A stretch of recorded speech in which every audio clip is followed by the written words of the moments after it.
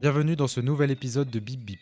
Je suis Alexandre Popiolek, doctorant en psychologie sociale sur le sujet de l'impact de la relation de confiance dans la santé et fondateur d'Empathia, mon entreprise de recherche, conseil et formation.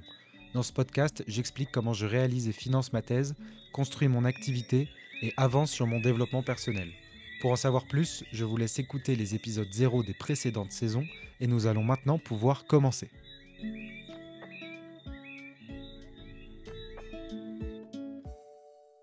Je suis de retour de la Martinique et je vais vous expliquer ce qu'il s'est passé.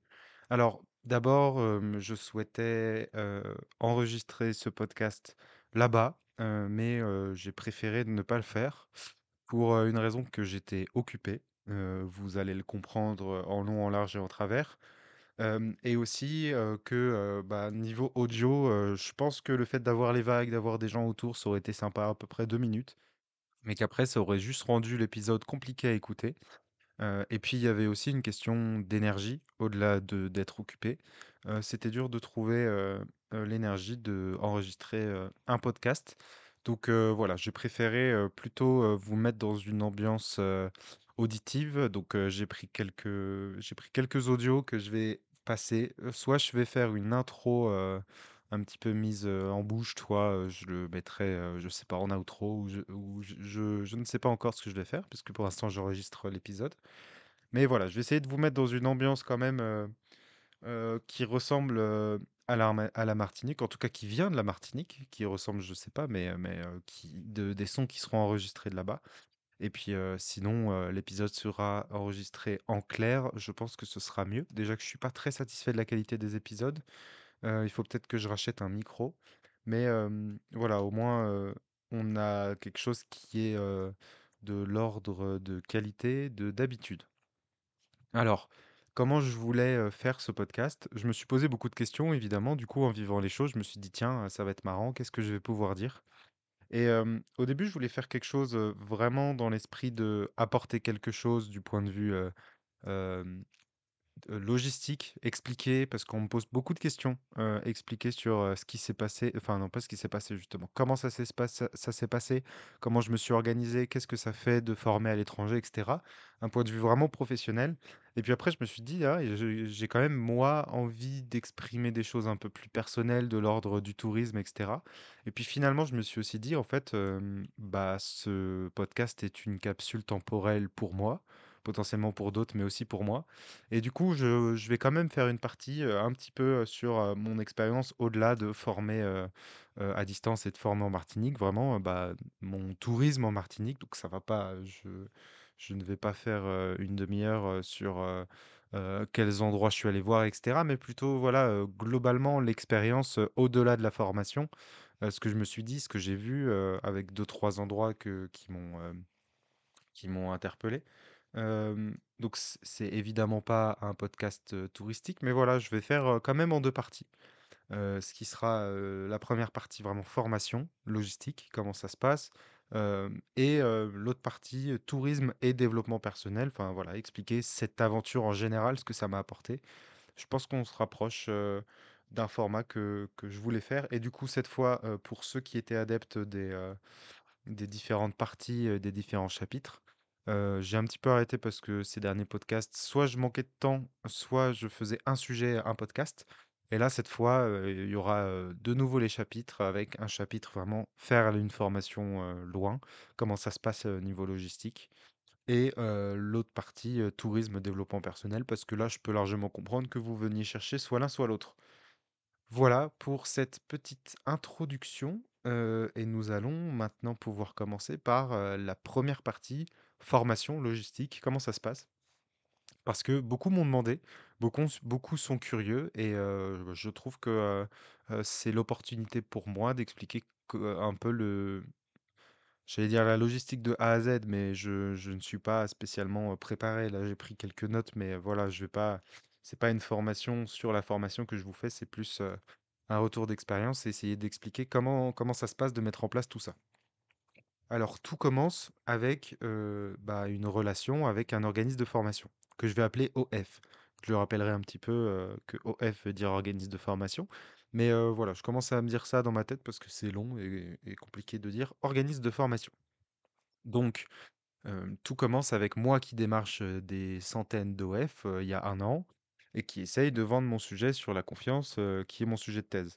Cet OF-là, me répond que c'est intéressant, on a un premier rendez-vous, un deuxième et au troisième on signe. Bon, on s'en fiche si c'est exactement ça, mais dans l'ordre d'idée, voilà, on se voit, oui, c'est intéressant, voilà à quoi ça pourrait, correspondre, voilà comment on pourrait le vendre, et cetera. Et donc, je finis par avoir un rendez-vous dans les locaux de cette OF, que je vais pas citer parce que comme d'habitude, je lui ai pas demandé et j'ai pas vraiment envie de faire ça. En fait, j'aimerais être transparent, mais j'ai pas envie d'être celui qui, à chaque fois qui rencontre quelqu'un de manière commerciale, dit: «Est-ce que je peux parler de toi dans mon podcast?» En fait, c'est ça le truc. Donc, on va dire que je vais un petit peu lâcher cette envie d'être totalement transparent juste parce que dans la vie, la vraie vie, la vie, normale, pas la vie, du podcast et bah, voilà, je préfère vivre les expériences puis les raconter plutôt que devoir rompre, à chaque fois, le courant de les discussions, voilà, c'est pas mon style, tout bonnement. Comme un petit peu, le fait de devoir prendre une photo avec les formés, c'est pas mon style, donc j'aime pas dire: «Ah, on prend une photo pour, mon LinkedIn». J'expliquerai d'ailleurs, un peu comment ça s'est passé, cette réflexion autour de la communication de la formation. Je sais pas où est-ce que c'est, j ouais, ça fait peut-être partie de cette partie. Bon, on verra.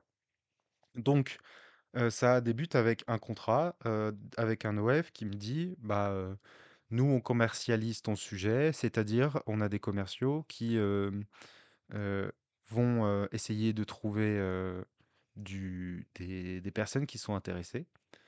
Ces commerciaux-là sont globalement en relation avec des responsables de formation ou des directeurs d'hôpitaux et voilà, ils sont en contact avec eux et ils essayent soit de recueillir les demandes, soit des fois de proposer bah, ce sujet de formation qui est la confiance entre les professionnels de santé et les patients.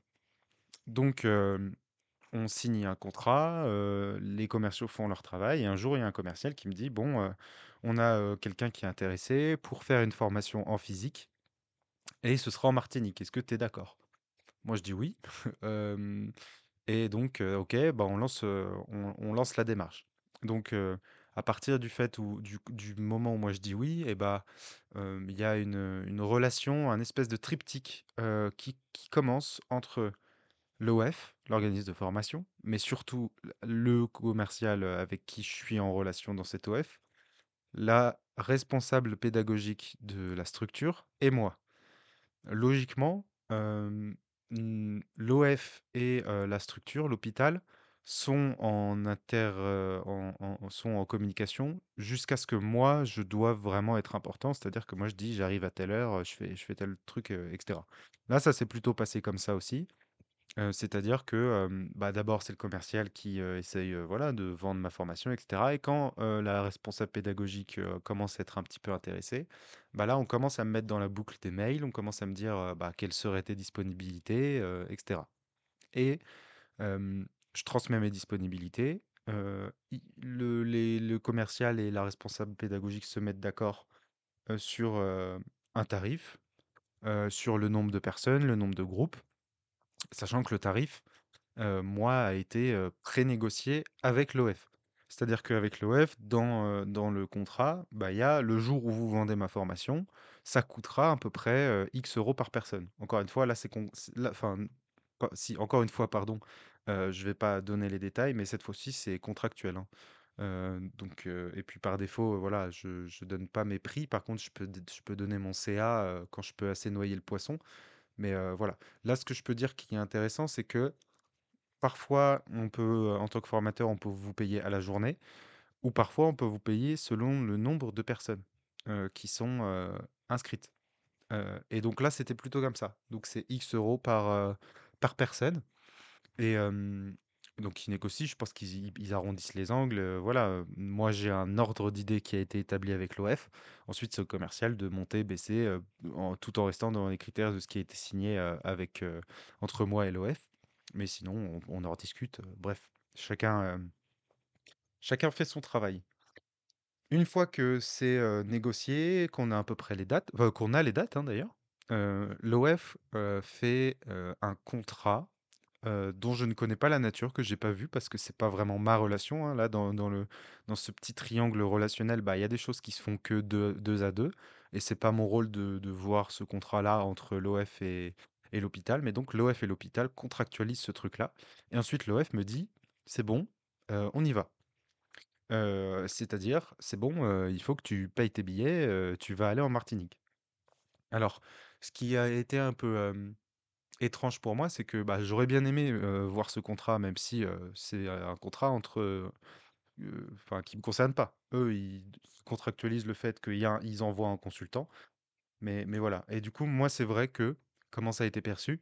Bah, ça fait peur de se dire, voilà, par un mail: «Bon, c'est bon, tu pars en Martinique, prends tes billets d'avion» et cetera. Donc moi, j'ai demandé un mail un peu de confirmation, qui est écrit sur un mail: «Oui, c'est bon, nous certifions que le contrat a été signé et que tu y vas». J'ai pris l'habitude comme ça de me pré-protéger, par des mails, en statuant, bien, clairement, certaines choses d'une relation, et c'est pas une notion de méfiance, c'est plutôt un besoin de contrôle et de peur de se faire avoir par n'importe qui. Donc en fait, c'est de la méfiance générale et c'est pas de la méfiance du tout envers l'OF. C'est juste, des conseils qu'on m'a donnés et que je suis très content d'appliquer, qui est, de toujours assurer ses arrières. Donc voilà, essayer d'avoir un mail, où on dit: «Oui, nous validons bien que ça a été signé et que tu pars bien en Martinique de tel jour à tel jour».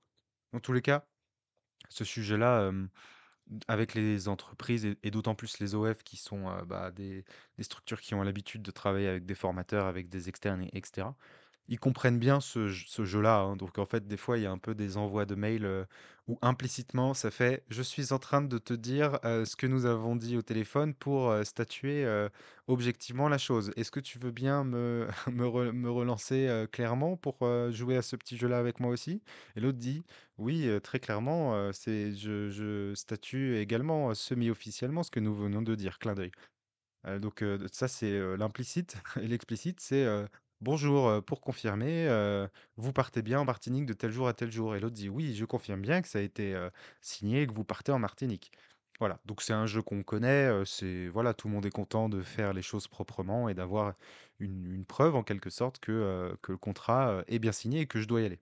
Alors ça, c'est la première étape. Enfin, il y a 2 étapes, la première c'est d'être associé à un EF, et deuxième c'est que l'OF nous trouve un client. Une fois qu'il trouve un client, il m'envoie, il me dit: «C'est bon, maintenant organise-toi». Maintenant qu'est-ce qui se passe dans ma vie? C'est que je me dis: «OK, il faut que j'aille en Martinique». Mais ça coûte, heu, ça coûte environ, hôtel et avion compris, ça coûte, environ 2 000 €. Donc j'aimerais ne pas avancer ces frais, sauf que c'est l'hôpital qui rembourse les frais, mais une fois que la prestation est finie. Ce que je peux comprendre, il leur faut une facture, et je peux pas facturer quelque chose que j'ai pas payé. Donc ce qui a été mis en place, c'est une avance de frais de la part de l'OF, l'organisme de formation. Donc en fait, l'OF me dit: «Nous, on peut pas, défrayer non plus, c'est pas comme ça qu'on fonctionne», et pareil, hein, j'en veux à personne. Je sais que les cadres administratifs, législatifs et comptables sont assez complexes en France pour que, je ne sois pas, connaisseur de tout ce qui se passe, et on me dit: «Voilà, nous, on peut pas». Donc je comprends, hein, c'est une question de ligne, c'est une question d'impossibilité. Par contre, ce qu'ils ont le droit de faire, c'est me faire une facture, qui est, pour la ligne comptable. Donc tout ça est légal, hein. Je vais le dire un petit peu en mode, ça fait, bah, ça fait illégal, mais non, c'est légal, c'est juste, voilà comment je l'ai compris, hein. Ça se trouve, je l'expliquerai mal pour les comptables qui sont là. Hem, En gros, ils me font une facture d'avance de frais, mais que eux considèrent comme, quelque chose qu'ils vont, enlever de la rémunération totale. C'est-à-dire, imaginons que, je vais dire, quelque chose où on est sûr que c'est pas le cas. Imagine que ça coûte 100 000 €. Que bon, voilà, je n'ai pas touché 100 000 €. Voici le seul indice, de rémunération que je peux vous donner sur ce contrat. Imaginons que le tout coûte 100 000 € et que je leur dis: «Bah, l'avion, me coûte 2 000 €. Enfin, l'avion et l'hôtel me coûtent 2 000 €». Et bah, ils vont me faire, Bah, je leur dis déjà avant de l'acheter, je leur dis: «Bon, je pense que ça va me coûter 2 000 €». Ils me disent enfin, ils m'envoient donc 2 000 € et ils disent: «D'accord, donc maintenant, quand tu reviendras de Martinique, on t'enverra plus que 98 000 €». C'est-à-dire qu'eux me font pas une avance, c'est pas comme s'ils allaient me donner 100 000 plus le défraiement. Parce que eux, du coup, de leur point de vue, c'est, comme une avance qui sert à payer les frais, mais qui est perçue comme une avance par rapport au prix de la prestation et ensuite, c'est à moi d'aller voir l'hôpital pour dire: «Bah, le tout m'a coûté 2 000 €, est-ce que vous pouvez me rembourser?» Ce qui fait que l'OF me donne 2 000 et me doit en gros 98 000. Quand je rentre de la Martinique, je reçois les 98 000 de l'OF. Oui, oui, 98 000 de l'OF et j'aurais bien aimé avoir un schéma, donc c'est là où j'aurais peut-être dû faire cet épisode en vidéo. Mais donc j'ai 98 000 de l'OF et ensuite, je demande à l'hôpital de me rembourser les 2 000. Ce qui fait que en tout et pour tout, j'aurais rentré 102 000. Et j'aurais, dépensé 2 000 pour le déplacement, ce qui fait que je suis bien rentré dans mes 100 000 avec du défraiement. J'espère que c'est clair. Franchement, avec un petit imaginez-vous un petit schéma avec un petit triangle et et ça passe bien. Sachant que dans les 100 000, bah, en fait, c'est l'hôpital qui paye, l'OF, puis l'OF me paye parce qu'il y a un deal avec l'OF qui est qu'on se sépare, en termes de pourcentage de CA. Donc pour vous refaire un tour un petit peu différent du triangle, l'OF dit à l'hôpital: «Nous, on coûte, X euros par personne». L'hôpital dit: «OK». L'OF me donne un peu de sous pour que je puisse me déplacer sans perdre, d'argent. Je forme tout le monde, tout le monde est content, c'est sympa, tout le monde est heureux. Je rentre en France, enfin, je rentre en métropole. Je dis à tout le monde, «Ça s'est bien passé, j'ai formé X personnes». Donc l'hôpital donne, le nombre de personnes fois, le nombre d'euros qui a été négocié à l'OF et l'OF me redistribue un certain pourcentage. Heu, un certain pourcentage, moins ce qu'ils m'ont déjà donné pour, défrayer, mes déplacements. Bon voilà, je vois pas comment mieux rappeler, si ce n'est de faire un schéma. Mais voilà, en gros, il y a une vraie relation, qu'elle soit financière, ou logistique entre l'OF, moi et l'hôpital. Sachant que moi, je suis représenté par moi. L'OF, l'organisme de formation, est, représenté par un commercial. Et puis j'ai pu avoir d'autres personnes, hein, tout le long du truc. Et l'hôpital est représenté par un responsable de formation. Voilà comment ça se passe. Donc ça, c'était pour les frais, et cetera. Donc là, maintenant que je suis rentré, j'allais redire en France, mais je préfère faire le point maintenant, en attendant, de potentiellement refaire l'erreur après. Je sais très bien que c'est une région française. En revanche, en ayant discuté avec eux et de par un ressenti aussi, et bah, ils sont très à l'aise avec le fait de dire: «Nous en Martinique et vous en France» et le fait de dire: «Ouais, la France, c'est un peu égal à la métropole» et je peux comprendre leur point de vue parce que c'est vrai que, hem, c'est, une île magnifique qui a beaucoup, de points de différence avec la métropole. Donc mes excuses pour, ceux qui, sont choqués du fait que je dise ici en France quand je parle de la métropole, mais en fait, ça correspond, à la manière de parler, bah, des gens, que je suis allé voir. Donc moi, je me sens totalement, bien avec cette, manière de faire et pas raciste comme, un ami, m'a dit quand je lui ai dit ça: «Tu te reconnaîtras, tu es le seul à écouter ce podcast, je pense». Non, je rigole. Bref, salut le C. Donc voilà, je ne suis pas raciste, mais non, donc voilà, si je dis la France, je parle bien de la métropole et ça correspond à la manière dont les Martiniquais, m'ont parlé de la France et de la Martinique. Donc quand je reviens en France, clin d'œil, hem et bah, là je dois dire à l'OF: «Rends-moi, enfin, maintenant tu me payes, ce que tu me dois de restant», donc les, 98 000 et non pas 100 000. Et je dis à l'hôpital: «Bah, là, ça m'a coûté, 2 000 et même ça m'a coûté, allez, 2 200 € parce que, le vol a été plus cher, parce que, j'ai pris, tel resto, tel resto. Est-ce que vous pouvez me rembourser mes frais?» Ce qui fait que, au bout d'un certain temps, je finis par bien avoir les 100 000 négociés, plus les 2 200 que j'ai dépensés, et ce qui me fait, un total comptable à, 100 000, tout pile parce que j'étais défrayé de ce que j'ai fait. Voilà, je vais, pas compléter de plus sur le côté financier, si ce n'est, conclure sur le fait que, bah, on n'a pas l'argent tout de suite. On peut moi, j'aurais pu demander une avance. Là, l'avance a été une avance de frais. Donc en fait, moi, j'ai attendu que l'OF me donne cette avance de frais pour payer mes billets d'avion en guise d'assurance que le contrat est bien payé. Parce qu'en tout cas, ce qui est sûr, c'est que dans l'entrepreneuriat, quand vous avez de l'argent, c'est que tout le monde est d'accord, hein. On vous envoie pas de l'argent par erreur ou très rarement. Donc, je savais que si on m'envoyait bien ces 2 000 euros, c'est que c'est bon, le contrat était signé. Donc, j'ai attendu de recevoir ces 2 000 euros pour payer mes billets d'avion et l'hôtel.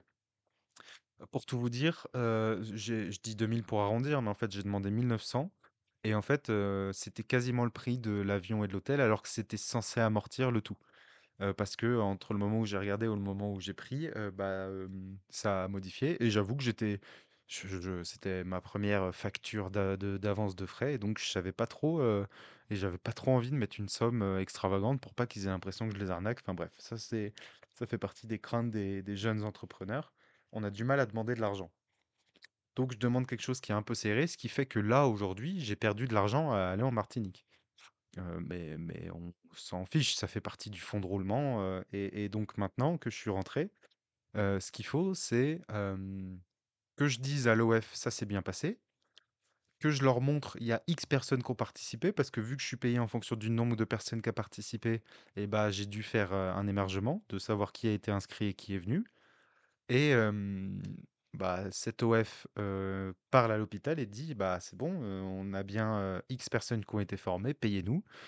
L'OF reçoit de l'argent de l'hôpital et puis, l'OF me donne un pourcentage, de ce que l'hôpital lui a donné. Voilà. Ce qui veut dire que, pour l'instant, j'ai pas de rémunération, ce qui veut dire que ça se trouve le défraiement, il va prendre des mois et la rémunération aussi.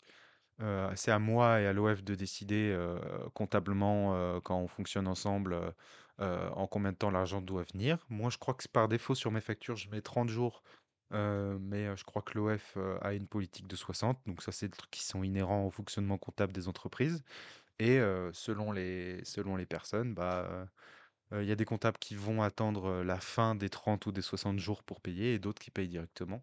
Ça, je suis pas dans la peau de ces personnes, donc je sais pas du tout, ce que ça vaut. Je pense que c'est parce que c'est automatisé, voilà, je vais en vouloir à personne, mais donc il faut quand même se dire qu'on reçoit pas l'argent tout de suite et que, il y a une relation, dans ce, trio, entre moi, l'hôpital et le la formation, enfin l'OF, l'organisme de formation. Ce qui veut dire qu'en fait, ce trio, il est représentatif de comment ça se passe tout le long. Quand je suis en Martinique, évidemment, bah, on va plus faire un duo, entre l'hôpital et moi parce que c'est là où je rappelle, où je dis: «Bon, c'est bon, je viens bien à telle heure, est-ce qu'on peut comment ça se passe? C'est quelle salle? Où est-ce qu'on mange?» et cetera. Donc, bah, pareil pour ceux qui sont intéressés par sa question, là, pratiquement, ça c'est, donc c'est un exemple, hein, parmi d'autres qui peuvent se passer. On m'a dit: «Tu vas dans telle salle», et tout est programmé et donc, le premier jour, je me suis, rendu dans la salle et puis il y avait déjà du café chaud sur la table, les repas, étaient précommandés, c'était des plateaux repas.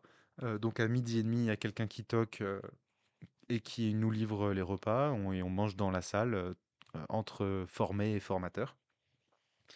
Et voilà, moi j'ai des heures qui m'ont été données, qui sont 7h30, 15h30. Parce que, donc là, on rentre un petit peu dans la partie tourisme rapidement, mais bah, en Martinique, de ce que j'ai compris, ils ont l'air de travailler plus tôt et de finir plus tôt, parce que aussi le soleil se couche très souvent plus tôt dans l'année, aux alentours de 18h là, en février, le coucher de soleil, commence à prendre effet et à 19h, globalement, il fait nuit noire. Donc, entre la chaleur, entre le fait que le soleil se couche tôt, c'est vrai qu'il y a une vie se couche tôt et se lève tôt. C'est vrai qu'il y a une vie qui tend un peu plus vers le matin Et donc, moi, j'ai les horaires, j'ai la salle et maintenant, bah, je fais ma formation, comme je l'ai programmé.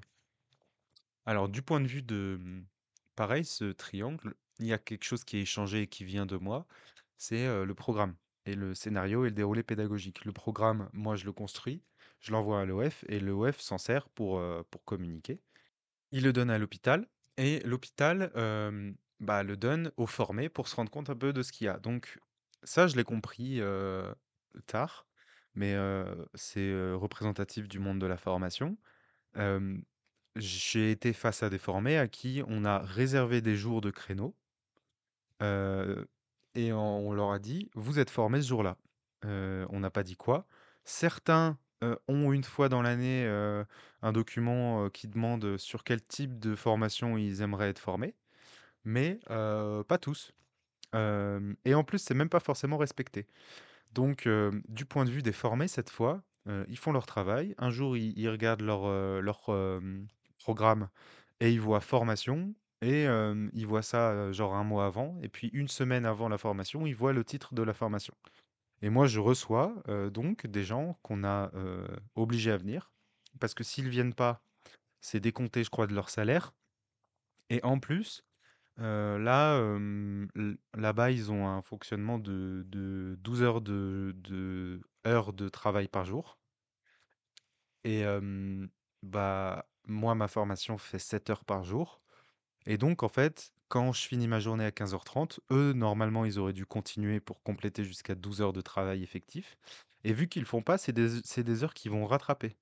Donc, il y a, à d'autres moments, ils ont un crédit de 5 heures à rattraper.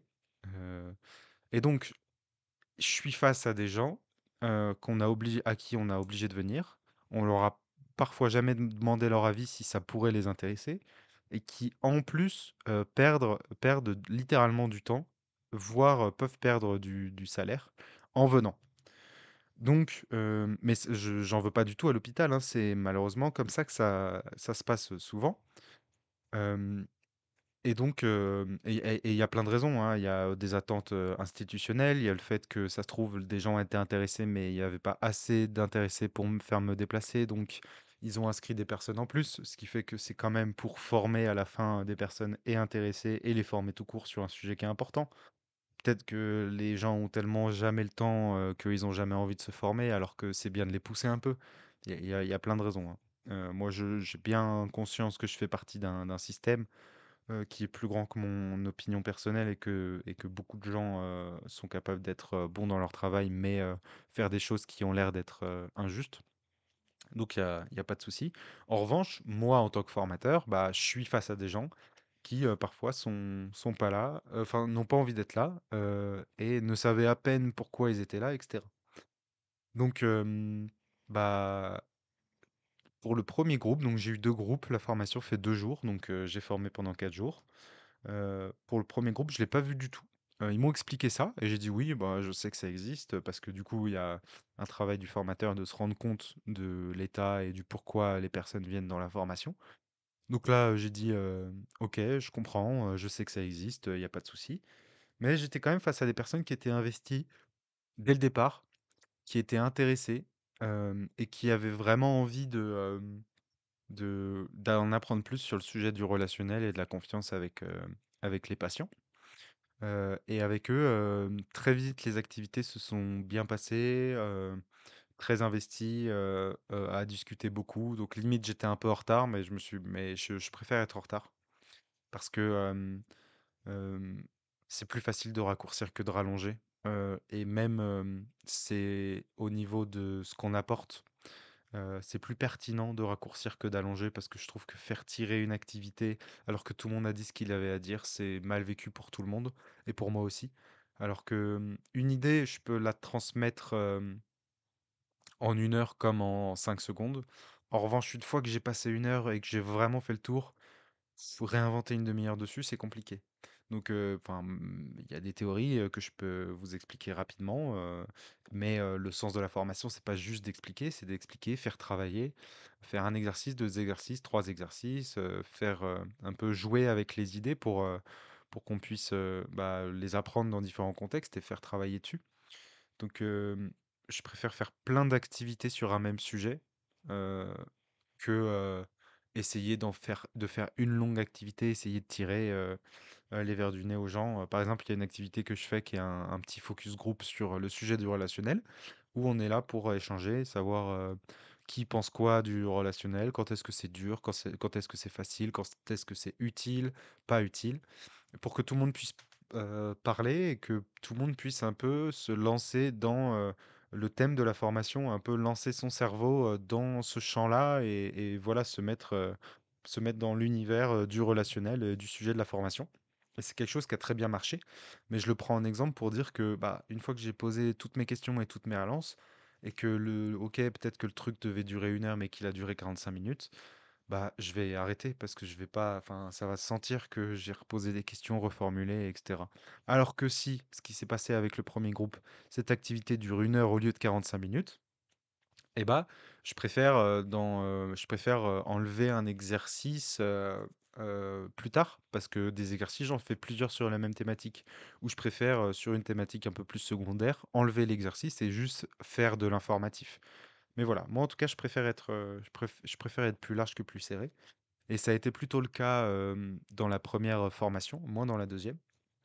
Mais c'est vrai que l'expérience était très très enrichissante au niveau formation parce que je me suis laissé beaucoup d'espace d'adaptation et c'est ce que j'aime dans la formation. En revanche, c'est ce qui est extrêmement fatigant.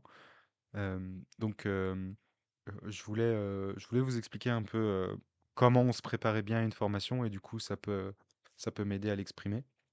Je m'étais préparé. Bon, évidemment, on prépare un diapo et on prépare un scénario pédagogique avec les grandes idées ou parties qu'on veut aborder et les modalités pédagogiques. Ce qui est bon de faire, c'est pour une partie ou une sous-partie, préparer plusieurs modalités pédagogiques. Et donc ça met du temps à préparer déjà, parce que ça veut dire qu'il faut imaginer pouvoir faire au minimum deux formations différentes. Moi, globalement, il y avait une version très numérique sur WooClap, qui est, un site, bah, je sais pas si c'est co je pense que c'est assez connu, mais, là-bas, ils savaient pas trop ce que c'était, donc, un site où je peux poser des questions, faire, des brainstorming et cetera sur le téléphone, où chacun, scanne un QR code et ensuite ils répondent sur leur téléphone. Moi, j'avais quasiment toute une version, pas WooClap, mais un peu numérique et cetera, et après toute une version discussion, travail en sous-groupe. Et en plus, j'avais certaines thématiques qui étaient complémentaires où je me suis dit: «Je les donne si j'ai du temps en plus» et parfois une troisième modalité, pédagogique quand je le sentais bien. Donc j'avais 2 à 3 modalités pédagogiques par partie, plus, 2 ou 3. En fait, il y en a une troisième qui est venue, donc 2 ou 3 parties complémentaires. Ce qui fait que si on fait toutes ces potentialités et qu'en plus on se dit l'ordre des parties peut changer, et ben je suis face à une infinité potentielle. Enfin, c'est pas une infinité parce que je vais pas m'amuser à calculer, mais on pourrait calculer, mais à un très grand nombre de formations possibles. En mélangeant l'ordre des parties, mais aussi les modalités pédagogiques par partie. Il y a beaucoup de choses à faire, mais ce qui fait que du coup, moi, c'est assez excitant d'essayer d'être adaptable et de tester des modalités et de dire ah là ça passe, là ça passe pas, je vais essayer comme ça. Et aussi d'avoir une flexibilité en termes d'ordre de partie, c'est-à-dire ah mais là, par exemple, ce focus group, en fait, il est super intéressant. Mais bah, là, on vient de parler d'un sujet qui était normalement complémentaire et je me dis: «Bon, là, il faut que je le donne parce que tout le monde a ce sujet-là dans leur tête. Il faut que je m'en serve pour rebondir et leur apporter un outil sur, le truc qui a pris 15 minutes, sur le débat en groupe».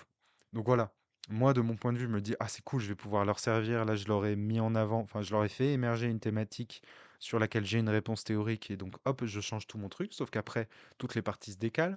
S'il y a des choses qui devaient être dites avant cette partie, bah, elles vont un peu tomber à l'eau après, donc je vais devoir zapper des diapos, et donc ça me lance dans vraiment un truc de chef d'orchestre, voire plutôt de game master, comme si c'est moi qui gérais un jeu de rôle et que j'étais en train de me dire, ok, la personne elle vient de décider de faire ça, C'était pas exactement dans mon plan, mais c'est intéressant. Comment je fais en sorte pour tomber sur mes pattes, etc. Et donc, vraiment, dans mon cerveau, c'est le bordel pendant 7 heures parce qu'il y a déjà essayer d'être clair et en plus, essayer de retomber sur ses pattes et de tout réorganiser pour que ça paraisse, enfin, pas que ça paraisse, pour que ce soit construit, cohérent et intéressant. Et que ça le paraisse, évidemment, mais là, je vise quand même à ce que ça le soit.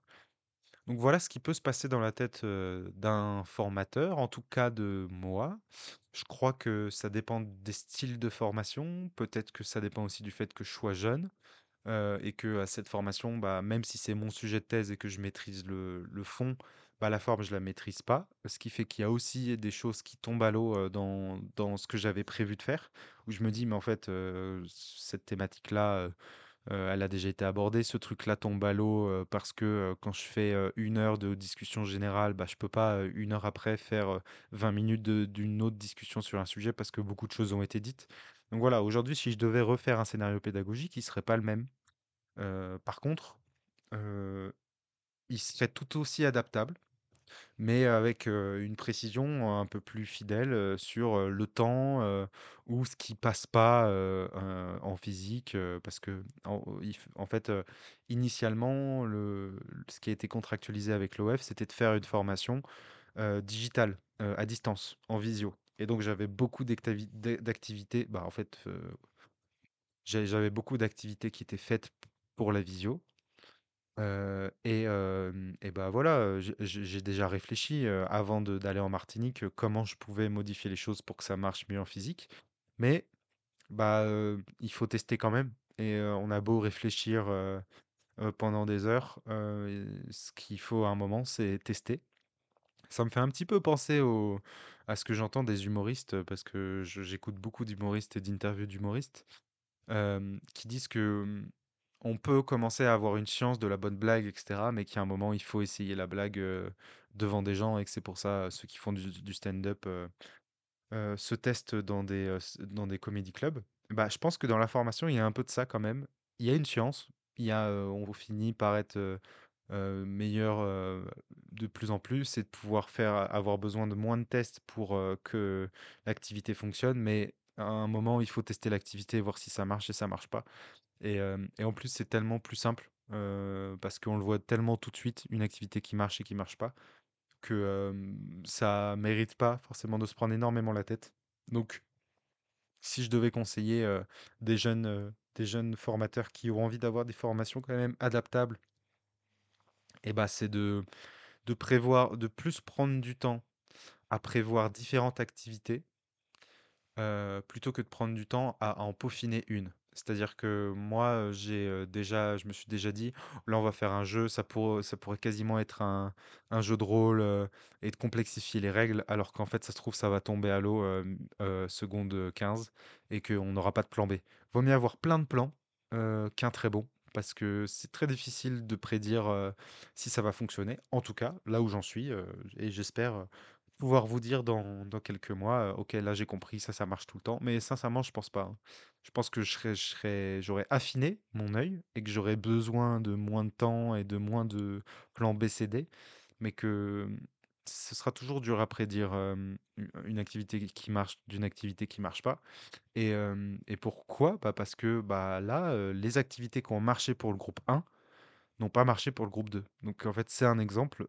On est quand même sur un même sujet, sur une même île, avec des personnes qui travaillent dans la même structure, qui sont, on va dire, randomisées, c'est-à-dire qu'ils sont dans un groupe plutôt aléatoire parce que tout le monde ne se connaissait pas.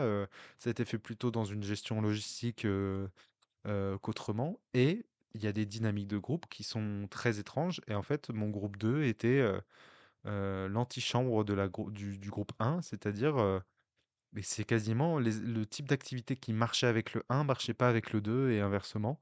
Et même, même en termes de qualité des réponses, il y a des exercices qui ont été très bien réussis. Enfin, quand je dis réussis, c'est plus rapide, qui ont eu des réponses plus pertinentes rapidement dans le groupe 1 que dans le groupe 2 et inversement. J'ai été surpris dans le groupe 2 où c'est quand même mon quatrième jour et puis la deuxième fois que je fais ces activités où je lance une activité, je fais en sous-groupe. À peine je fais un tour par groupe, tout le monde a des exemples super, pertinents, et super, en lien avec la théorie. Je me dis: «OK, super». Donc pédagogiquement super. Maintenant en termes de gestion de temps, je serre les dents parce que, enfin, je serre les fesses plutôt parce que, bah, je pensais que ça allait durer 20 minutes, mais là, en 10 minutes, ils sont pertinents. Donc, c'est ce que j'ai dit, je vais pas aller leur faire réinventer des choses. Donc, ok, on passe à la partie suivante. Mais en passant à la partie suivante, je me prends la tête sur comment je vais rentrer dans mes temps. Et inversement, il y a une activité où le groupe 2 a eu du mal même à comprendre la question, puis ensuite à trouver des réponses. Là où le groupe un s'est passé comme une lettre à la poste. Donc voilà, je le vois déjà, en fait, dépendant des groupes, les activités vont être différentes. Ce qui rend quand même l'expérience de formation super enrichissante, fatigante. Je suis désolé, je maintiendrai que c'est pas l'activité que je veux maintenir dans toute ma vie et le truc qui me fait kiffer. En revanche, j'y trouve une très grande satisfaction intellectuelle et puis ouais, en termes de réflexion, en termes d'adaptation, c'est un exercice vraiment qui est intéressant. Ça fait vraiment, c'est un jeu de société où on doit gérer nos trucs, mais bon, sincèrement, ça génère tellement de stress et tellement d'énergie euh, pour finalement peu de récompenses que je suis pas sûr. Récompenses, je parle pas financier du tout, mais en fait, quand je dis peu de récompenses, là, ça s'est vraiment très bien passé. Tout le monde était content, ils m'ont dit qu'ils étaient contents, qu'ils avaient appris beaucoup de choses. Mais déjà, on ne sait pas à quel point ils m'ont dit exactement ce qu'ils ont pensé de la formation, parce que tout le monde n'a pas parlé et tout le monde n'a pas envie de dire des points négatifs. Et même s'ils pensent pas quelque chose de négatif, il y en a qui s'en foutent, dans le sens qui sont neutres. C'est oui, d'accord, je m'en fiche. Et eux, ils vont pas dire je m'en fiche, ils vont dire oui, c'était sympa. Parce que je fais au moins en sorte que les formations soient sympas. Et donc, voilà, moi, mettre autant d'énergie, de réflexion et de stress dans un truc où bah, les gens vont trouver ça sympa et où j'ai aucune assurance que les choses soient appliquées dans le quotidien, c'est frustrant et je suis pas sûr que la balance soit totalement alignée. Donc, en fait, je le sais très bien et j'en veux à personne, encore une fois, que une formation, ça change pas la manière dont les gens travaillent. Mais parce que je trouve que le format, il est pas dans les gens. Le format, il est dans le format. Enfin, le problème, il est dans le format. Alors, je crois que je dis trop de fois format pour qu'elle soit compréhensible, cette phrase. Le problème, il est pas dans les gens, le problème, il vient du format. C'est-à-dire que croire que ces 2 jours de formation qui vont faire que des professionnels de santé vont changer leur manière de travailler, c'est une aberration. Et je pense pas que c'est dire que le formateur est mauvais que de dire que ça ne marche pas. Je pense que c'est pas en 2 jours qu'on change la manière dont on travaille. Et donc ça re-questionne vraiment bah, la manière dont le monde de la formation fonctionne. Mais je trouve que c'est devenu une fin en soi de former et plus un outil. Et je pense que la formation peut être utile, mais que c'est un outil parmi d'autres. Et que là, par exemple, ça se trouve, ce qu'il fallait, c'est du coaching, du suivi d'une équipe pendant plusieurs semaines pour aller plutôt sur le thème de la création d'habitudes, d'apprentissage, d'y retourner plusieurs fois pour voir s'ils ont acquis, de faire des observations pour voir s'ils ont changé de comportement, et pas juste de leur dire des trucs pendant 2 jours. Ou alors, il y a aussi le problème de c'est pas les bonnes personnes qui sont formées. Là, il y a un argument du fait de dire que obliger en quelque sorte les gens à venir, au moins je forme pas que les convaincus, c'est quand même positif. En fait, bah, ça se trouve, le problème du relationnel entre les professionnels de santé et les patients, c'est pas la qualité des compétences sociales des soignants, c'est peut-être juste un problème de temps, donc un problème d'organisation, donc un problème de management ou institutionnel. Donc en fait, je vais bassiner des infirmières pendant 2 jours sur la relation de confiance qui en fait n'ont juste pas le temps de construire une relation parce que il y a pas assez de personnes dans les locaux. Et ça, j'en suis conscient et c'est vrai que c'est compliqué j'allais dire de mettre autant d'énergie, mais mon psy dirait bah peut-être pas mettre autant d'énergie. J'ai du mal à lâcher prise sur tout donner. Même si ça va de mieux en mieux, mais c'est compliqué d'essayer de rendre un produit qui est le plus pertinent possible et de se dire qu'au fond, bah, enfin, ça changera pas grand-chose dans la vie des gens. Du coup, c'est vrai que moi, ça me fait re-questionner sur ce que je veux donner, ce que je veux offrir aux personnes que je forme. Je remets quand même un peu plus de degré de satisfaction et de passer un bon moment que d'apprendre des choses, parce que j'ai l'impression que le sujet d'apprendre quelque chose et de l'appliquer est un petit peu raté avant même d'avoir commencé. C'est-à-dire que je pense que c'est se tromper que de se dire qu'on a la prétention de changer les gens en 2 jours de formation. Donc voilà, moi je suis plutôt maintenant en mode je vais faire passer un bon moment, mais pas que un bon moment. Essayer de passer deux, trois idées intéressantes avec un moyen mémotechnique pour se dire, ok, il y a peut-être une fois un moment dans la vie des personnes où, ah, ce cadre-là, ce moyen mémotechnique, il va être remis en avant et boum, je vais pouvoir servir à quelque chose. Donc j'essaie de le faire dans cette humilité-là, qui est pas une humilité de moi-même, de ma capacité, mais une humilité de ma compréhension de ma faible importance dans ce système. Donc là, par exemple, j'aurais adoré, ça aurait été plus pertinent de former, je sais pas, les chefs d'équipe au management plutôt que les infirmières au, au relationnel avec le patient. Mais ça, c'est aussi un peu mon angle de psychologue du travail, c'est de voir que en fait, la demande d'une formation, c'est plus un symptôme qu'un besoin, et que du coup, c'est un symptôme de quelque chose qui est dysfonctionnant. Et ce symptôme, c'est peut-être pas du tout le sujet propre de la formation. Donc en fait, ça se trouve, c'est juste la responsable pédagogique qui a envie, je sais pas, de se faire mousser ou de vider la ligne budgétaire et qui prend une formation au hasard. Et du coup, voilà, il faut avoir connaissance du contexte pour évaluer l'impact qu'on a. Et c'est vrai il y a tout ça qui nous vient en tête quand on fait une formation et qu'on veut être utile. On se demande en quoi on peut être utile et est-ce que c'est pertinent de se poser la question de notre utilité aujourd'hui. Voilà, je suis un petit peu parti. Je suis satisfait parce que je crois que j'ai partagé des choses que j'avais en tête assez clairement sans tourner autour du pot, mais je suis un peu parti dans ce sujet. Je sais plus pourquoi, mais ça fait partie des choses qui m'ont marqué en fait, parce que c'est la première version de formation, de ma formation, mon sujet que j'ai fait de A à Z, où je suis allé chercher l'OF de A à Z. Tout le reste, c'était, des demandes, des cours sur tel sujet, on me donne les cours ou alors, quelque chose qui est pas vraiment mon sujet de thèse et là, c'est la première fois que je fais mon sujet de thèse et du coup, on se pose beaucoup de questions. Donc pour continuer sur cet aspect formation, je voulais rapidement, vous dire, ce qu'on doit préparer. Oui, voilà, c'est de ça que je suis parti. On prépare le déroulé pédagogique, les activités 1, 2, 3. Moi, je dois préparer aussi les feuilles d'émargement. Je dois faire signer les gens, matin et après-midi. J'ai préparé mon Google avec mes questions, donc ça fait partie du principe de préparer les activités. Quand j'ai préparé le focus group, bah, j'ai préparé mon guide d'entretien. Et franchement, j'étais pas trop préparé, hein. C'est un sujet, chez moi d'essayer d'être trop dans le contrôle et de trop préparer. Là, j'ai encore une fois pu appliquer, ce que j'ai vu, dans ma thérapie et le fait d'avoir des objectifs, mesurables, RATP-MER là, que je vous avais déjà dit, réaliste, non, de mon ressort applicable, bon, je moi j'ai surtout retenu réalisable et mesurable parce que c'est ce que je faisais pas. Hem et donc là, j'ai compris que mon investissement dans les projets pouvait être aussi, dans ces lettres-là.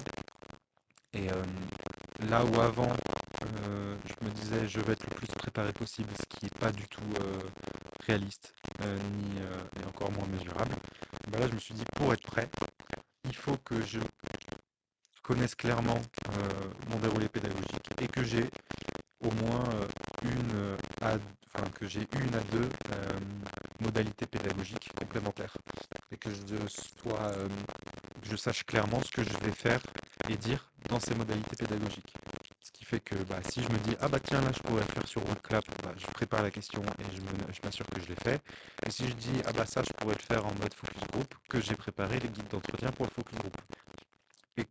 D'ailleurs, bon, c'est pas à vous que je devrais dire ça, c'est à mon psy, mais ça marche bien. Si du coup, c'est peut-être à vous que je dois dire ça, mais si vous êtes un peu dans le contrôle et dans la surpréparation, et bah, le fait de se dire qu'est-ce qu'il me faudrait pour que je me sente préparé, de le poser sur un papier et de faire toute cette liste-là, bah, sincèrement, j'ai déstressé, j'étais très stressé la semaine d'avant, la Martinique, jusqu'à ce que je puisse répondre à tous ces critères-là où je me suis dit, c'est bon, je suis prêt. Quand je me suis dit c'est bon, je suis prêt, j'allais beaucoup mieux. Et après, énorme montée de stress au moment du taxi. Ah ouais, ça me fait penser qu'il faut que je parle un peu de cette logistique-là. Euh, Quand le taxi est venu me chercher chez moi pour aller à l'aéroport, ça m'a mis un stress pas possible jusqu'à la première formation. Alors, pour le taxi, dans les frais qui sont défrayés, bah, c'est marrant la première fois qu'on le pose, mais on oublie tout ce qui peut rentrer dans ce défraiement. Et en fait, il faut penser à tous les mouvements qu'on fait et à tout ce qu'on va manger globalement. Donc, il y a de chez moi à l'aéroport A, de l'aéroport A à l'aéroport B, donc l'avion, de l'aéroport B au logement B, donc là où je vais dormir, le logement, le déplacement du logement au centre à l'hôpital, pardon, au lieu de formation, j'allais dire. Les retours récurrents, les allers-retours entre lieu de formation au logement. Du logement B à l'hôpital B, oh là, à l'aéroport B. De l'aéroport B à l'aéroport A, donc le vol retour. Et de l'aéroport A à mon domicile. Et il faut penser à demander des factures à tout le monde, le compter dans son calcul de facture d'avance de prêt, d'avance de frais vis-à-vis de l'OF, et ensuite euh, prendre en photo toutes les factures, faire le compte, le rentrer dans sa compta, et envoyer une facture sur frais réels avec preuve à l'hôpital pour que l'hôpital nous rembourse. Et on rajoute le manger. Donc, moi, par exemple, ce que j'ai fait, c'est que bah, je me suis fait plaisir. Il y a des fois où j'ai pris un petit punch, où j'ai pris du rhum, etc. Et donc là, j'ai demandé deux factures différentes. Une facture pour l'alcool, que je me paye avec mes sous, et une facture défrayée. Enfin, du coup, pas de facture parce que je m'en fiche des tickets quand c'est perso. Et un ticket avec facture pour le reste de l'alimentation qui concerne de l'alimentation normale et pas récréative. Parce que là, l'hôpital me défraie aussi les repas du soir. Donc voilà, j'ai essayé de pas faire n'importe quoi sur les repas du soir. Et si je buvais de l'alcool, de les payer à mes frais. Donc après, quand on rentre, il faut se dire bah, combien j'ai tiré en argent liquide, combien de cet argent liquide est allé dans quelque chose de perso ou dans quelque chose de pro. Je fais la somme, je fais le point sur toutes mes factures, je prends en photo toutes mes factures et je l'envoie à l'hôpital. Voilà pour le côté défraiement.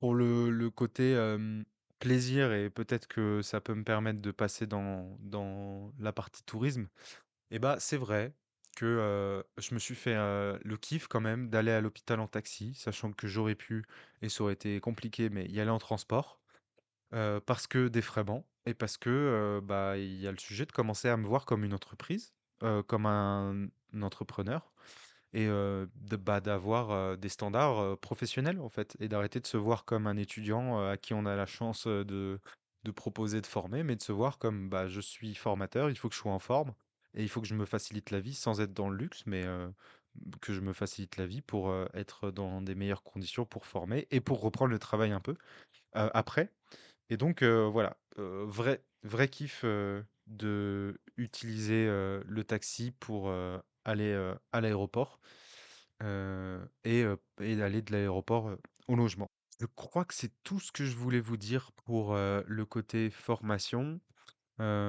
Sinon, il y a la gestion du décalage horaire, mais je vais vous dire ça plutôt dans le parti tourisme, développement perso. Parce que, bah, c'est vrai que ça a pas vraiment nui à la qualité de ma formation, hein.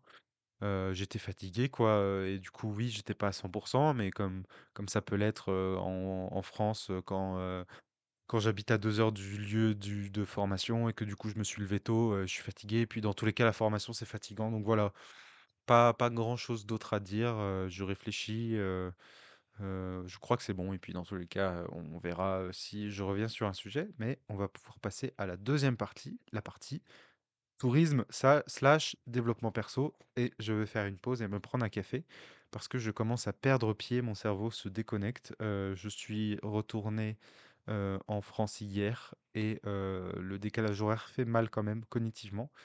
J'ai fait une longue nuit de 14 heures, et mon cerveau est ramolli. Donc je fais une petite pause, je prends un café et je passe à l'autre partie. Bon, nous allons maintenant pouvoir passer à la partie tourisme et développement perso. Alors comme je vous l'ai dit, le but c'est pas de faire un guide touristique, mais c'est de quand même pouvoir partager un petit peu, ce que j'ai fait en dehors, de la formation puisque ça m'apporte, en tout cas pour que ça reste dans l'objectif du podcast, c'est aussi ce que ça m'apporte et les réflexions que ça m'a fait, avoir, que je, trouve, intéressant de partager et puis c'est aussi, une partie un petit peu capsule temporelle que je peux faire. Maintenant, je sais pas si c'est, la fatigue de l'exercice ou si c'est vraiment le cas, mais je j'ai l'impression que j'ai moins de choses à dire maintenant que j'en ai dit beaucoup de choses dans la première partie. Donc on verra. J'avoue que je pensais pas faire aussi long sur la partie numéro 1. On verra pour la partie numéro 2. Alors, la première chose qui me vient sur ce côté tourisme, c'est, le stress, évidemment, qui nuit, pas mal, au à la qualité de la formation, mais aussi au premier moment. J'avoue que ah oui, c'est vrai que j'ai pas parlé de l'avion. Je vais peut-être faire en mode chronologique parce que c'est difficile de se rappeler, et de faire des thématiques. Bah, déjà ça oui, donc ce que je disais, c'est qu'à partir du moment où le taxi est venu me chercher chez moi, le stress était à bloc. Bon, vous le savez maintenant, le stress, ça va, je gère, je connais, c'est mon meilleur ami. J'ai une relation conflictuelle avec lui, mais on se connaît très bien, donc je sais ce que c'est. Je le vis bien, parce que je connais cette sensation, donc je sais que c'est du stress, je sais pourquoi c'est. Mais bon, évidemment, je me sens pas bien, de même dans l'avion, je pensais qu'une fois que l'avion partit, ça irait. Bon, c'est vrai que ça va, c'est baissé. J'ai beaucoup, mieux apprécié, l'aller que le retour. Pour ceux qui n'ont pas l'habitude de prendre l'avion, je pensais que le retour, dans la nuit serait une bonne idée. Bah, pas du tout, hein. En tout cas, moi, je suis, assez grand, donc déjà que j'ai peu de place pour mes jambes. C'est très difficile pour moi de s'endormir dans l'avion.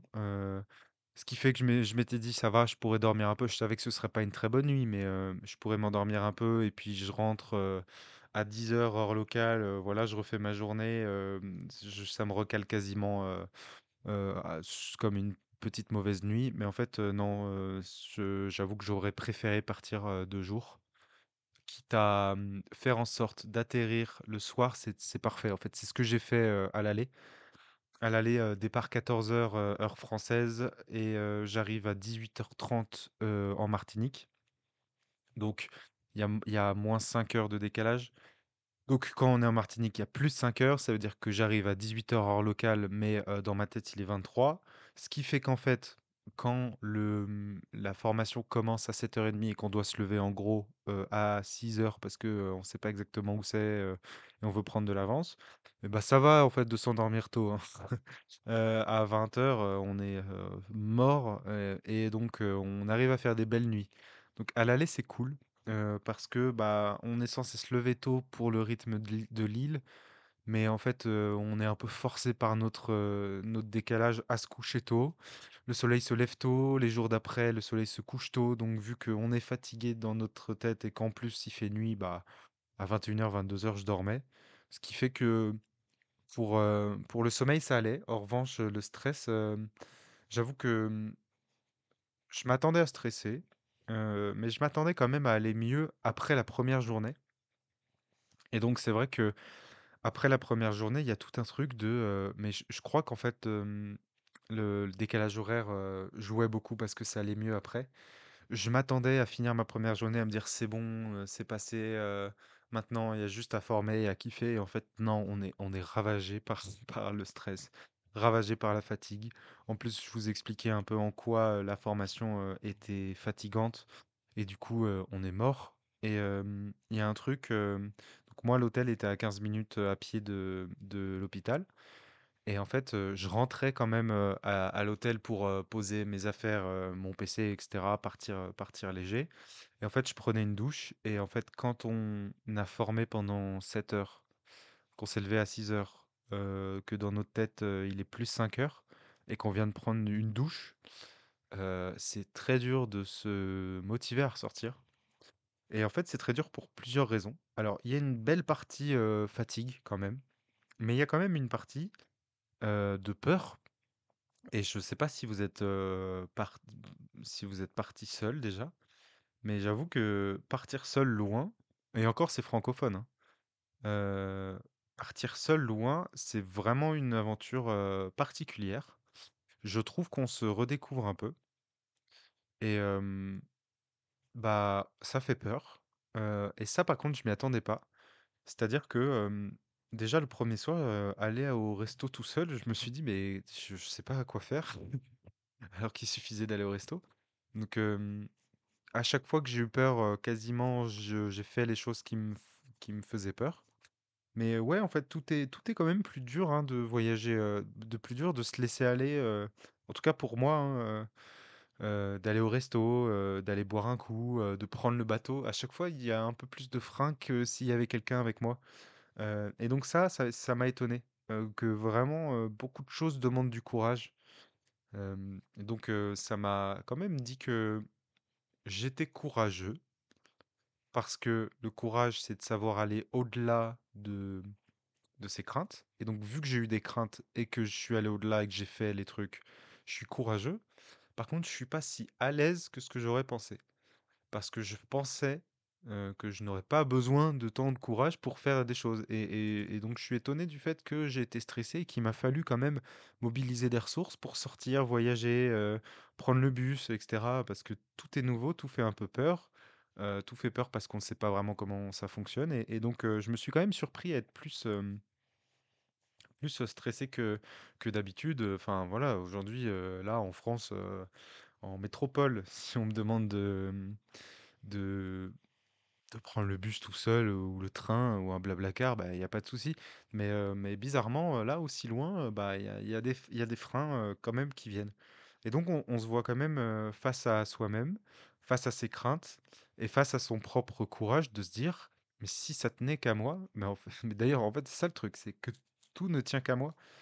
Bah, je change de sujet du coup en ayant dit cette phrase, mais ça me fait penser au fait que ce qui est compliqué aussi, c'est que tout tienne à mes envies sur le moment et que parfois, les envies sont pas claires et que beaucoup de choses viennent de la fatigue, et du décalage horaire. Et en fait, quand, j'étais tout seul, il y avait aussi un fait de se dire: «Est-ce que» enfin, on a l'impression des fois de faire les choses pour avoir des choses à raconter et pas vraiment parce qu'on en a envie.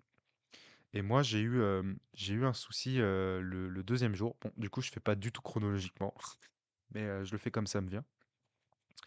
Le 2e jour, j'étais bloqué dans ma chambre d'hôtel, mais parce que j'étais mort, et en fait, c'est si simple, que ça, mais bienvenue dans ma tête, j'ai réfléchi dessus, toute la fin d'après-midi. Je me suis dit: «Mais est-ce que j'ai peur de faire des trucs? Est-ce que, en fait, j'ai juste pas envie de faire des trucs, que je suis quelqu'un de solitaire?» En fait, c'est ça, ça m'a remis face à moi-même en me disant: «Mais est-ce que j'ai peur de la vie? Est-ce que je suis juste fatigué? Est-ce que je suis un globe-trotteur? Est-ce que je suis associable?» On sait pas vraiment parce que, bah, à chaque fois que je suis parti loin, je suis parti avec quelqu'un et c'est plus facile de décider ce qu'on a à faire et en plus clin d'œil à toutes les personnes qui sont en couple. C'est plus facile de cracher sur l'autre quand on n'est pas satisfait de l'activité plutôt que de se laisser aller à ses envies, pile poil sur le moment. Et du coup, c'est vrai que, je serais un peu plus indulgent avec, les personnes avec qui je voyage, dans le futur parce que on a l'impression que, des fois, on est frustré par les choix de l'autre et cetera, mais en fait, décider soi-même, c'est pas simple et puis même quand on décide, on finit par être déçu et par se dire: «J'aurais pas dû faire ça, j'aurais dû faire ça plus tôt, là, finalement, j'aurais préféré sortir» et donc je me voyais face à des gens, pouvoir me dire: «Ah non, mais tu as envie de sortir, faut profiter», alors qu'en fait, là, moi, il y a un jour où il fallait que je me pose, c'était le jour 2.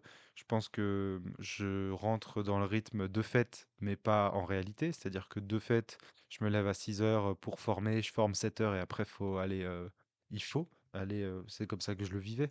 Il faut aller sortir, visiter le truc, mais en fait, on vient quand même de se taper une formation de 7 heures. Et c'est comme si je vous disais, vous rentrez chez vous à 18 heures, allez, on se douche et on ressort, on va marcher 15 kilomètres, etc. Parce que j'ai fait beaucoup de choses à pied aussi. Donc il y a un gros sujet autour de, je suis face à moi-même, est-ce que j'ai la flemme, est-ce que je suis fatigué, qui je suis en expédition, est-ce que j'ai vraiment envie de bouger partout tout le temps comme ça?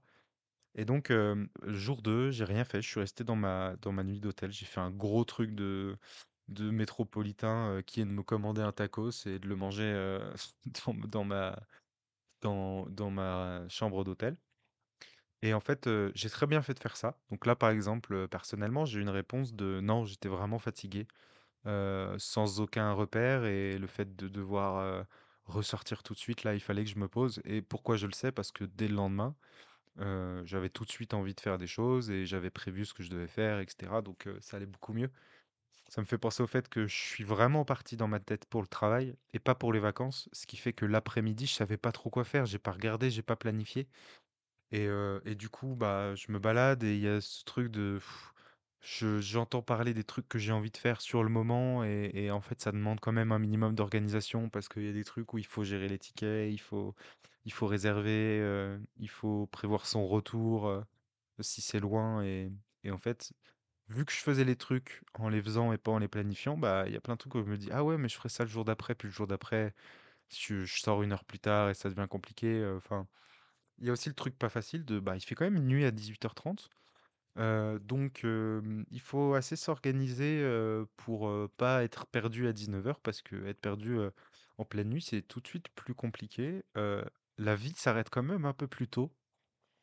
C'est-à-dire que le premier soir, j'ai fait le tour de Fort-de-France et en fait, donc moi, bah, je travaille, fin de formation à 15h30, je suis dans mon hôtel en gros, avant 16h. Je pars, bah, les premiers soirs, j'ai un peu tardé donc je pars à 17h.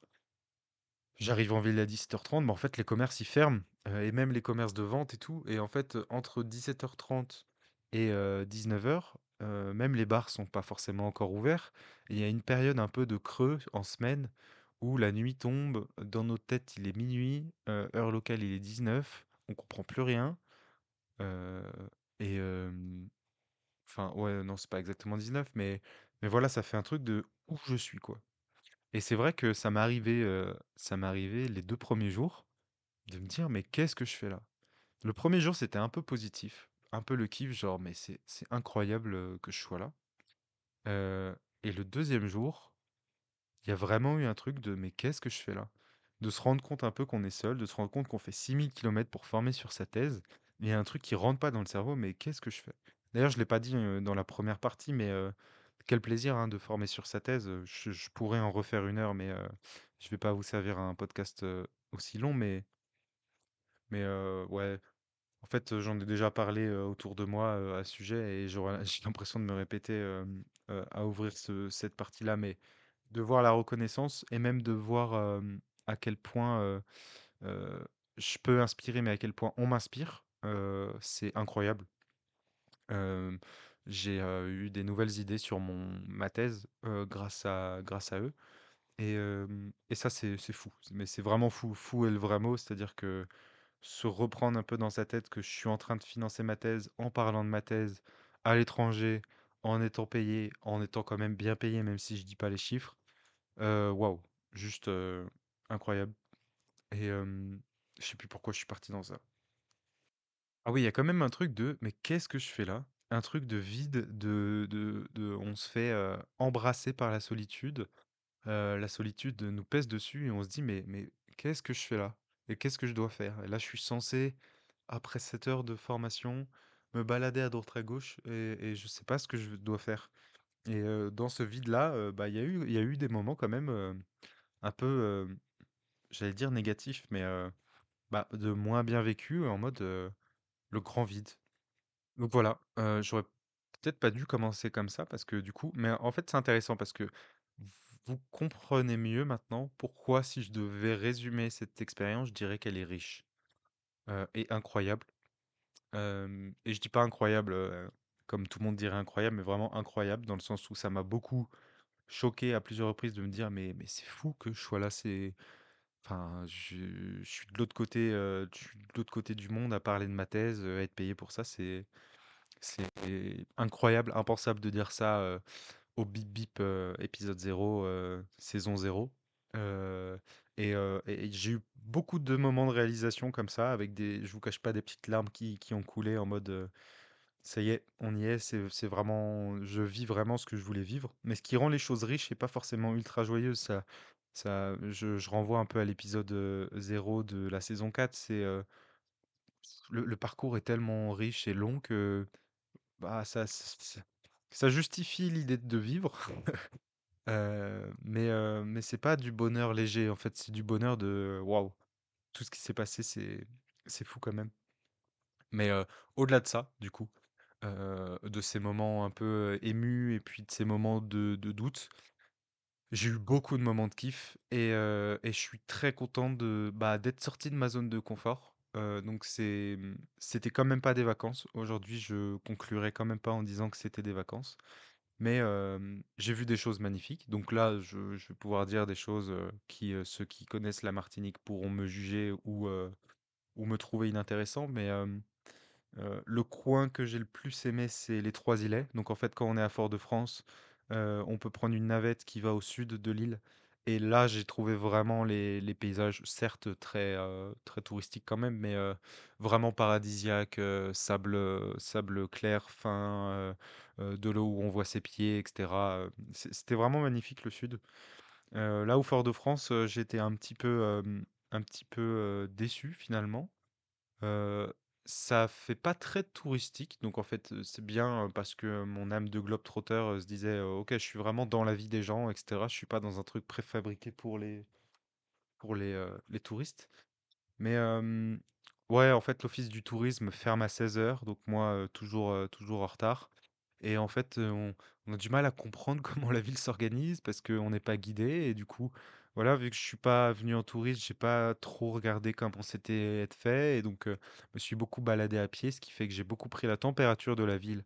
À la limite, pas comme un touriste parce que je me suis perdu dans des quartiers, qui faisaient pas touristiques, j'ai vu, beaucoup de rats. À un moment, vraiment, j'ai vu une dizaine de rats. Hem, mais donc très content de vivre vraiment dans la ville, d'avoir vécu vraiment dans la ville. Mais ouais, un peu un manque de cadre pour me dire: «Je vais aller là, je vais faire ça, je devais aller là, le bon plan, c'est de faire ça». Mais je me suis bien baladé à Fort-de-France le premier jour. 2e soir off. 3e soir et en fait mon meilleur, c'est, aller aux Trois-Îlets, prendre la navette et aller au sud, c'était vraiment magnifique. Je me suis même un peu perdu à un moment, j'ai demandé ma route pour voir un coucher de soleil. Je me suis perdu, je suis tombé sur une plage privée et puis j'ai revoyagé, enfin, vraiment, c'était le soir, qui me restera en tête, je pense, parce qu'ensuite je suis tombé sur une plage, où j'avais une vue du coup sur tout le reste de l'île et en fait, ce que j'ai trouvé, magnifique, c'est, les maisons, en fait, c'est très vallonné, et je le savais pas, hein. Donc là, je dis sûrement des trucs pour ceux qui connaissent, qui sont nuls. Mais moi, ce qui m'a choqué, ce que j'ai le plus retenu, c'est, à quel point, les maisons sont, les unes sur les autres et du coup, de loin, la nuit, avec les lumières, c'est magnifique parce que ça fait comme une montagne avec plein de lumière dessus. Et ouais, je me souviens je pense que le soir enfin, le moment qui me restera le plus, c'est celui-là. Je me suis pris une pizza à emporter, je l'ai mangée sur la plage avec cette vue magnifique et j'ai vraiment passé, je crois, 3 heures sur la plage, à regarder la vue et à réfléchir, à plein de trucs et ouais, c'est le moment que je retiendrai le plus. Ça me fait penser aussi que j'ai profité de ce cadre pour quasiment pas écouter de musique, ni de podcast, ni de vidéos YouTube, parce que je suis un gros consommateur de YouTube. Et ça m'a fait beaucoup de bien. En fait, je m'étais dit: «Il faut» j'avais en fait, j'avais quand même envie de voyager, pas comme un touriste, mais un peu plus comme un globe-trotter et du coup, je reviens au sujet, est-ce que j'ai peur ou est-ce que je suis un globe-trotter? Je pense qu'il y a un peu des 2. Je pense que c'est plus difficile d'aller, dans des restos, dans des bars, faire des trucs, prendre le bateau quand on est tout seul.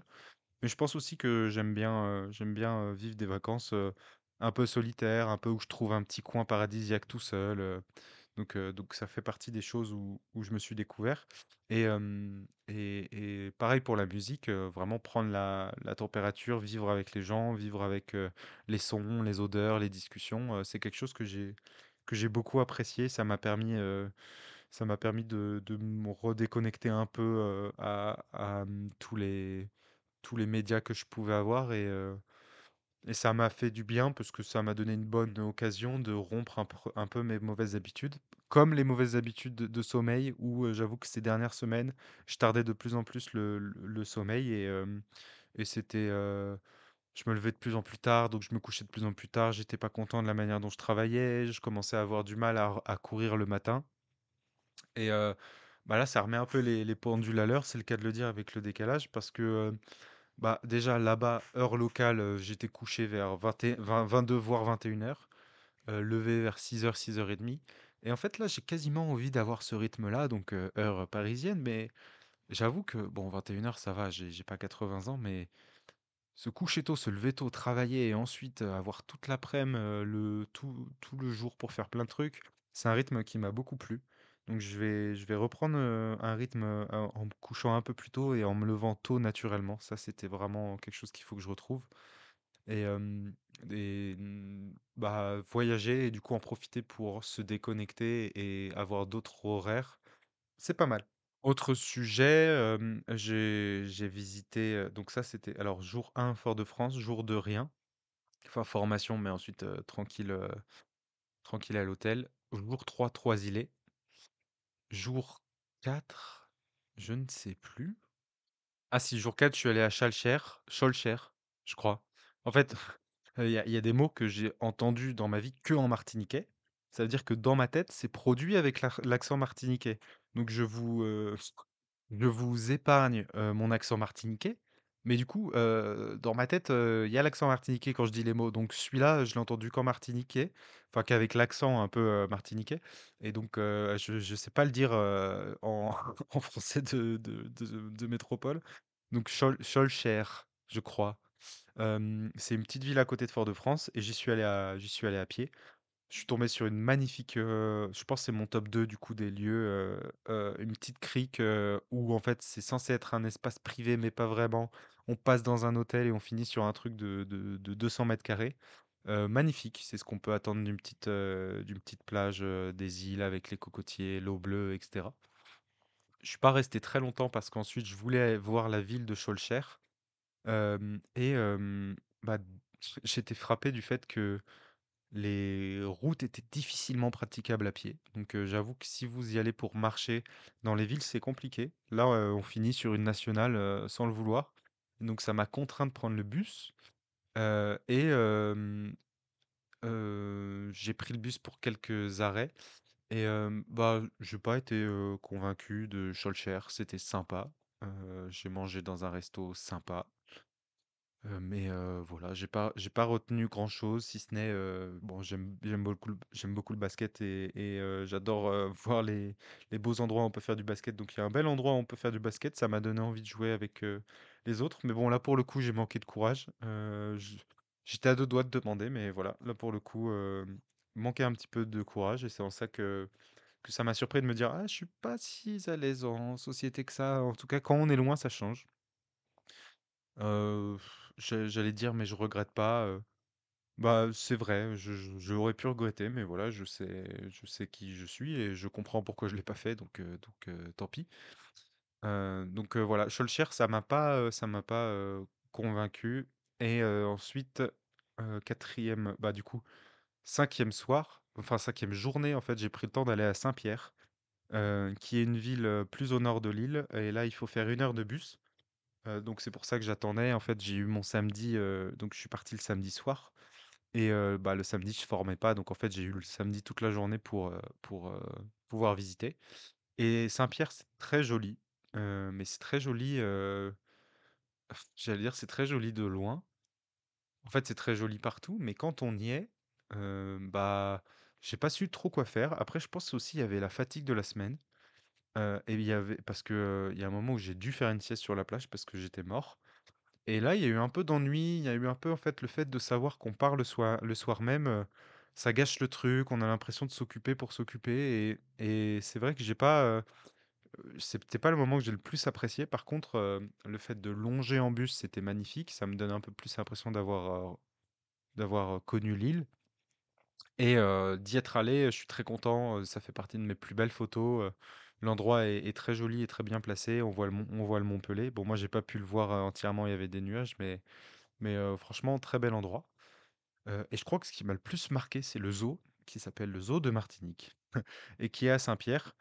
Et là, c'était, bon, je me suis un peu dit, je suis vraiment le touriste typique, mais et bah, vraiment sympa parce que, tous les animaux qui sont sous serre dans les zoos, en métropole sont à l'air libre, là-bas et en fait, ça fait vraiment, c'est vraiment nous qui entrons dans leur monde et pas l'inverse. Heu Ils ont pas l'air d'être en captivité, leurs environnements sont ultra ouverts et puis je sais pas, on sent qu'ils sont dans un climat, naturel et du coup, j'ai vu des animaux, heu, que j'avais jamais vus, de très près en plus donc franchement, je recommande, c'était magnifique, ça faisait vraiment jungle et en plus, c'était dans la jungle donc ça fait vraiment on a entretenu un bout de jungle, on a rajouté deux trois spécimens et on a mis des grillages et vous avez le droit de vous y balader, quoi. Ça fait pas du tout, on a implanté un zoo, en périphérie de Poitiers. Donc très sympa. Retour en bus, puis j'ai pris beaucoup d'avance, pour, l'aéroport et voilà le retour, et maintenant je me tape le, jet lag comme disent, mes amis entrepreneurs. Je me tape le décalage horaire et donc là j'enregistre jour 1, après mon retour. J'ai fait une grosse nuit de sommeil. Et bah, je vais voir, comment je gère ça. Là, j'ai pris quelques jours cette semaine.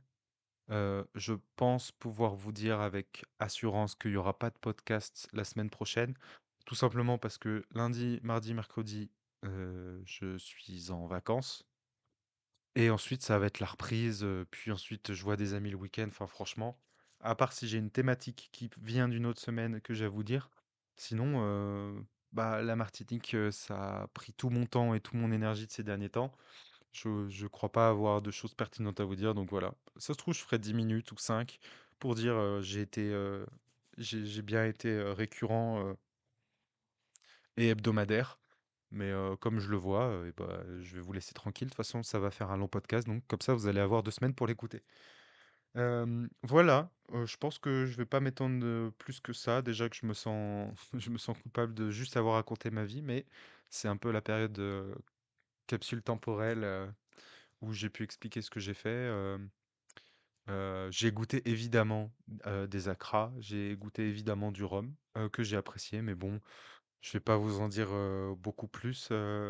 Si je peux parler au moi du futur, je vais dire, souviens-toi des premiers acras que tu as mangés, dans le restaurant à Schœlcher, que tu es rentré et que tu as glissé et que tu as failli te fêler une côte. Donc je vous le dis pour l'anecdote, mais je le dis pour, la capsule. Souviens-toi de la vue et de la pizza, aux Trois Îlets. Souviens-toi des rhums et que tu préfères les rhums vieux. Hem et puis souviens-toi que, tout le monde a kiffé et que toi aussi. Voilà, dans l'espoir que c'était pour la première partie informatif et pour la deuxième partie divertissant. J'espère que vous avez passé une bonne semaine. Je vous souhaite une très bonne semaine et à la semaine prochaine lundi pour, ou peut-être, celle d'après, pour un nouvel épisode de Bip Bip.